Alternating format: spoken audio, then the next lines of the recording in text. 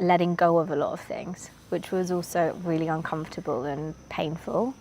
So I think it's when you're in the middle of that transition where it's like things are falling away, but nothing's coming in yet. And not only do I not know what it is or what I'm asking to be called in, and I can't see it, but you're just in this kind of vast space of not knowing, of the unknown. And like that's a really scary place to be, when you don't know when the safety net or that comfort's coming back to catch you. But there's a quote that I read a really long time ago that says, like, when everything is unknown, everything is possible. And so I think there is that sense of, you know, sometimes you need to clear the garden in order for the, you know, new crop to kind of grow, and just like trusting in the process. And I think for me, you know, this recent event is probably the third time that I've gone through that collapse. And even though I know it was like, I know I'm about to climb a mountain and it's going to be like some tears and it's going to be hard, and you know, at the end of it I'm not going to be the same person, and I will have reached a new point of meaning in my life where there's so much richness. And so that's the thing, that in those moments at night when you're like, oh my God, just someone help me, it keeps you moving forward. You know, when I used to think about being back in London, when all I wanted was like, I just want to be in nature and with community and music, and then flash forward 3 years and I'm having that same kind of moment of like, what am I doing?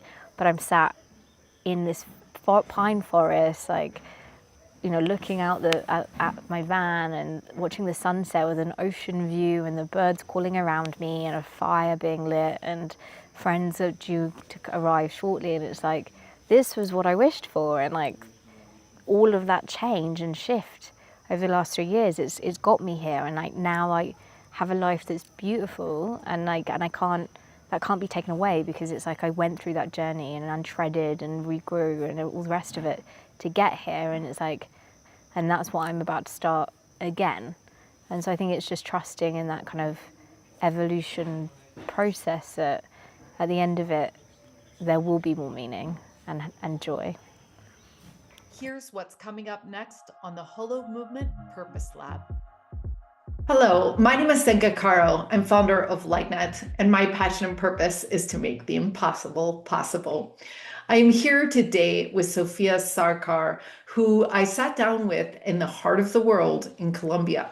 She is originally from London, but lives now in Portugal, where we're going to be with the Holo Movement Wave in Lisbon at the end of May. So look, it even is reminding us to go and check that out. It is going to be right on the ocean, and we're going to have Lynn McTaggart, Lynn Twist, my heroes there, along with amazing people. I'm going to be doing spoon bending with Scarlett Lewis. It's going to be really amazing to see everybody. It probably all started about 8 years ago. I used to work in advertising, and you know, I was doing behavior change work, so there was lots of campaigns that were going well. And this guy turned around and said to me like, oh, okay, so you know, what are your hobbies? Like, what do you like doing? And I was like, I love art and I love dancing. And then I kind of was like, I don't actually remember the last time I did any of those things. Like, work had become so much like my life, and I was passionate and I loved it, but it was like I'd kind of was losing my sense of self within it. And so it sent me on this journey of like trying to, I went cliche, go traveling, and try and find out, you know, what it was I was doing, and, you know, essentially doing something impactful, doing something that involved ideas, you know, was that kind of red thread.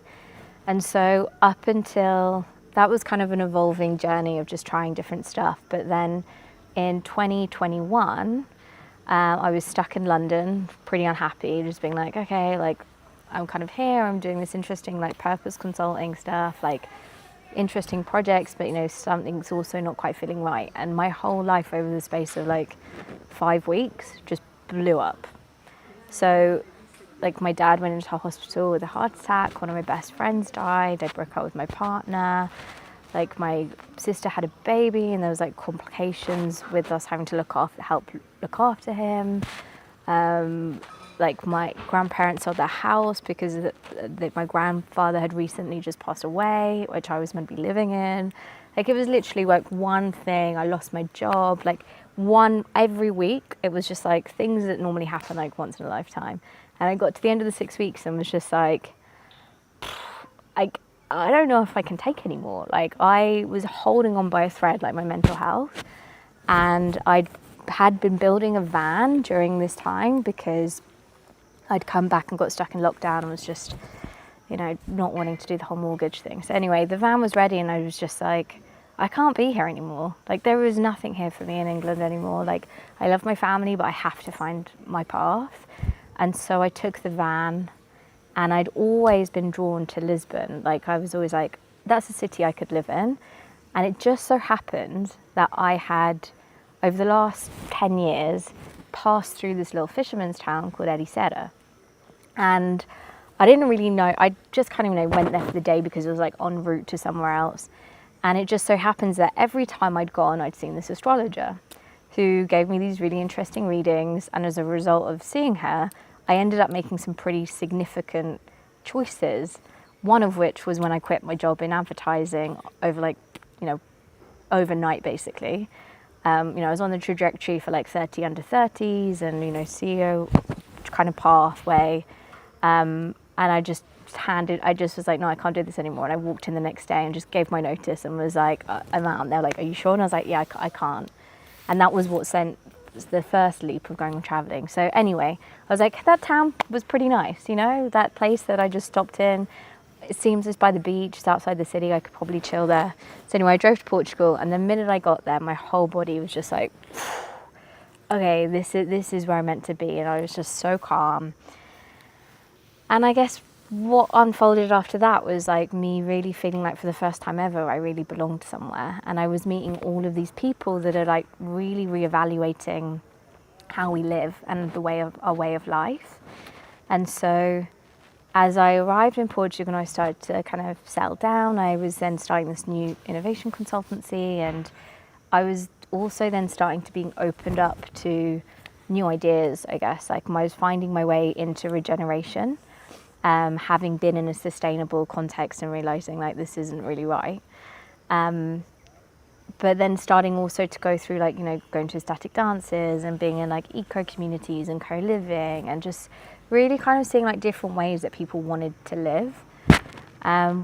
Which alongside all of this, I then went to a festival and met this guy, as you do, and had this like wild like telepathic connection with him and was just like, after we left, I was just like, I need to understand this about myself. Like, I've literally been spending my whole life just saying like these weird coincidences, like I'd have dreams and they'd come true, or like I'd guess someone's like how many brothers and sisters and what their family dynamics were when they were kids, so I'd just guess it.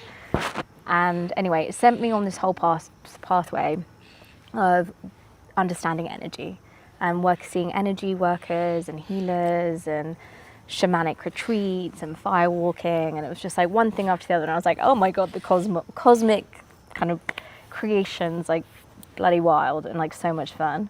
And as I was doing all of that inner work and starting to understand stuff, it was just like really shifting my perspective, whilst at the same time of doing this kind of innovation stuff for big multinational corporates, and starting to see how the three threads of regeneration, spirituality and technology were starting to come together with this new way of being. Alongside which, through some of this journey, I started to hear about this prophecy. And so Virgilio, who runs Ecstatic Portugal, was sharing at this 5-day Ecstatic event I went to, that there is a prophecy in Portugal called the Fifth Kingdom, which has been around for it was first prophesied around 300 years ago and multiple times since, which talks of the day the child rules, prisoners are freed, and everything is shared.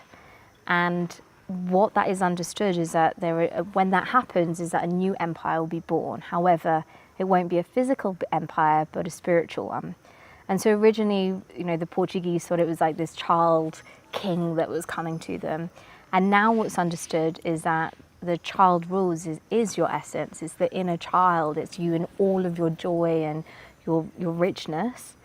Everything is, Prisoners Are Freed is around meeting your shadows. It's about integrating them, realizing how your shadows are actually a tool for growth. It's about finding that in each other and seeing each other as that mirror.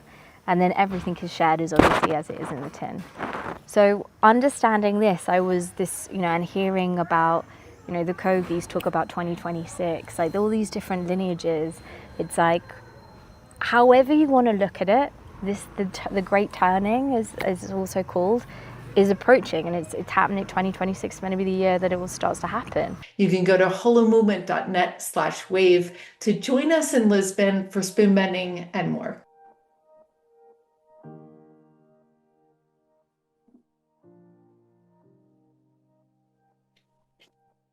For more, watch the full episode, which will be aired on Monday. Or you can find this story on our podcast, Awaken Your Purpose. To find your passion and purpose, join us at holomovement.net/purpose.